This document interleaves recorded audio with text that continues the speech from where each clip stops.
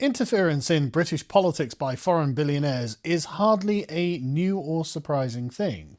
You may remember George Soros shorting the pound in the 90s and causing a massive collapse. No, that's probably not what you remember. He did do that, of course, and made a huge amount of money out of it. And for some reason, he's allowed to just continue operating in Britain as normal, especially when he donates £400,000 to the Remain campaign. This, one might say, is foreign billionaire interference in British politics. Is it foreign billionaire interference in British politics when Keir Starmer goes to meet with Bill Gates back in 2022? I'm pretty sure Bill Gates was there on the day that Keir Starmer was inaugurated as well. I'm pretty sure he met him in Downing Street on the day. Although I couldn't actually find that. I'm sure I read that somewhere, but I couldn't actually find it. So take that with a pinch of salt. But the point is, big fan of foreign billionaire interference because, of course, we're going to be supporting global health development and using the net zero goal to invest in science, whatever. The Bill Gates agenda through the mouth of Keir Starmer, because of course that's what they are, NPCs. And is it like foreign interference from billionaires when BlackRock CEO Larry Fink gets to sit at the table in Downing Street and essentially dictate policy to Keir Starmer? Is this what's happening?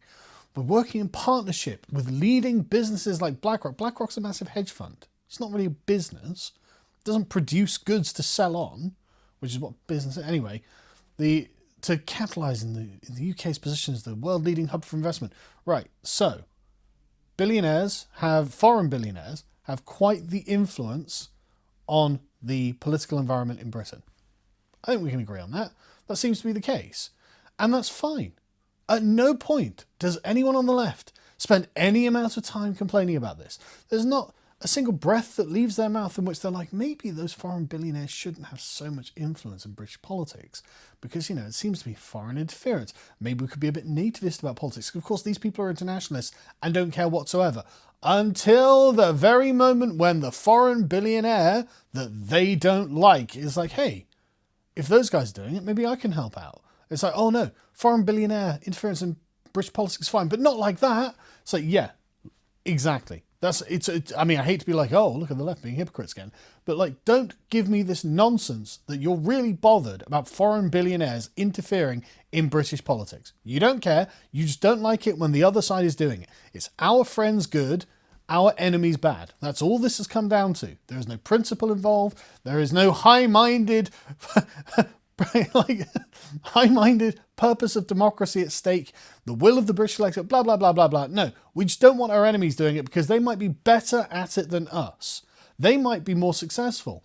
If Elon Musk were to give Nigel Farage $100 million, which is about £80 million, what might he be able to do in politics? Well, he'd probably be the best funded party in all of British politics, right? I mean, the Labour Party raised in like individual donations 13 million, and God only knows from how much from various international interests. I don't know. I could have looked that up, but I didn't. It doesn't matter. The point being, this is a lot of money. This is a lot of money and would definitely impact how much reform could get done in the British political environment. And so this was broken by the Times a couple of weeks ago, and everyone started panicking. And then Elon Musk and Nigel Farage had a meeting, and man, they started to get really worried, didn't they? Yeah, started to get really worried because it turns out that Elon Musk is right behind them. Elon Musk is essentially a Brexiteer. Elon Musk is very happy that Nigel Farage might do in Britain what Donald Trump is doing in America, which is overturning the woke globalist paradigm. Like, he's all in favour of that because Elon Musk is a normal, sensible, decent chap, it seems, from everything that I can find about him. And Farage is essentially on the right side of that. I mean, there are people online who complain, well, Farage isn't being hardline enough on this and hardline enough on that. But to be honest with you, I'm quite forgiving about it. As long as the direction of travel is in the right way, which is not to the left, then okay, fair enough. I realise we're not going to get everything we want right away. And, we may never get anything we want, whatever. But someone moving in the right direction, and reform isn't just Nigel Farage, it's important to remember. And although, the sort of cult of personality tends to make everyone think that, there are other Reform MPs doing surprisingly good things. Weirdly enough, Richard Tice is one of them. I keep seeing Richard Tice's sort of interventions, and they're getting better than they used to be.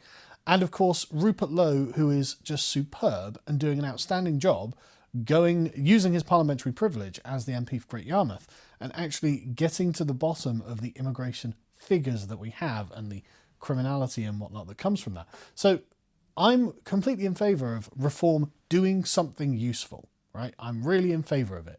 If we end up with the Nigel Farage as Prime Minister and the rest of reform just being in government, I would be happier with that than I would be any of the alternatives. Do I want Conservatives, Labour, Lib Dem? No, I don't want any of those. And they are potential prospects on the horizon.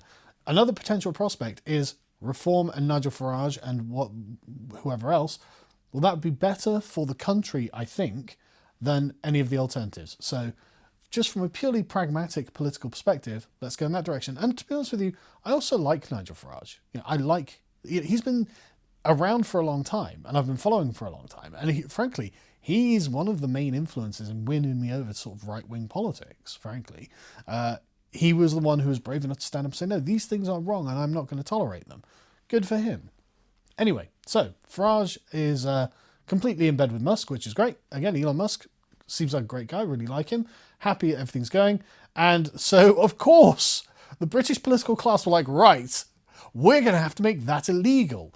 But the thing is, they do have a few problems here because actually it won't be just Elon Musk channeling loads of money to Nigel Farage from his personal bank account, right? Because that actually would be forbidden. But the Guardian points out, well, look, while all electoral laws in Britain stipulate all donations and loans made to political parties worth more than £500 must come from donors registered in the UK, Musk can essentially get around this by being in the UK. Options include going for the UK arm of his social media company, X. Right, okay, well, there we go. He owns a business in Britain. He can use that to donate to a political party, like all other businesses in Britain can do. And they're like, well, that's not on, because that's going to really advantage the people who are against our woke globalist project of destroying the country. It's like, oh no. Another way he could do it was through his father, who is eligible for British citizenship because his grandmother was British. It's like, oh really? Are we going to, suddenly we're like, oh, we can't just keep handing out British passports, can we? No, of course not. They're in favour of all of these things. This is completely normal. Every other way that they've managed to end up with the system that they've got that's so loaded to the left in one direction, and when Nigel Farage essentially wants to do the same, when Elon Musk essentially wants to do the same, suddenly they're puckering at the thought and being like, well, hang on a second, we need to have a fresh look at UK political funding, says The Guardian. Various sort of, left-wing shitlib journos are just like, well, hang on, are we really allowing an American billionaire to buy our politics? Yeah, right. Because the problem is that he's not a Hungarian billionaire, right? Or that he's the wrong kind of American billionaire, or another kind of American billionaire. Oh, right, he's just the wrong sort of American billionaire, which is an American billionaire who likes Britain, right? That's what this comes down to.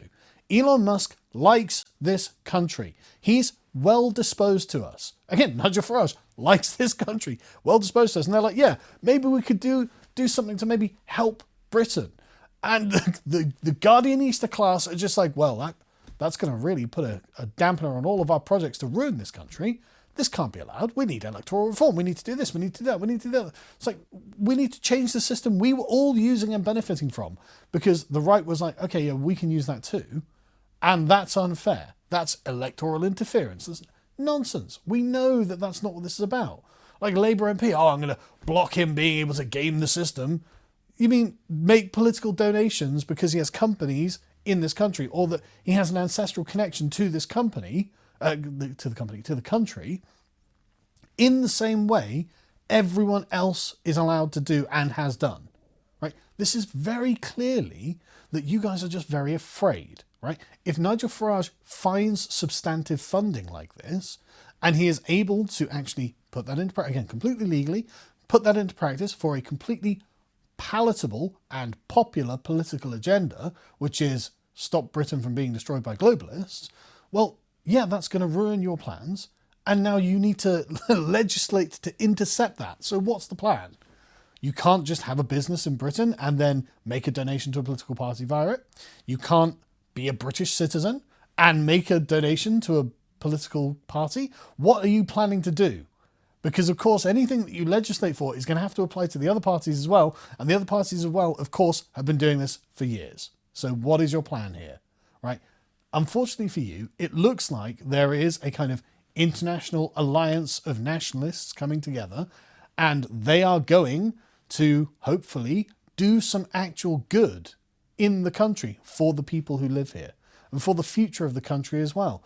And you can cry and whinge about that, but maybe your committed policy platform shouldn't be, how can we reduce the British people to being serfs on the global plantation, right? Maybe if that wasn't your end goal, then there wouldn't be such a large amount of material, goodwill, and manpower opposed to you.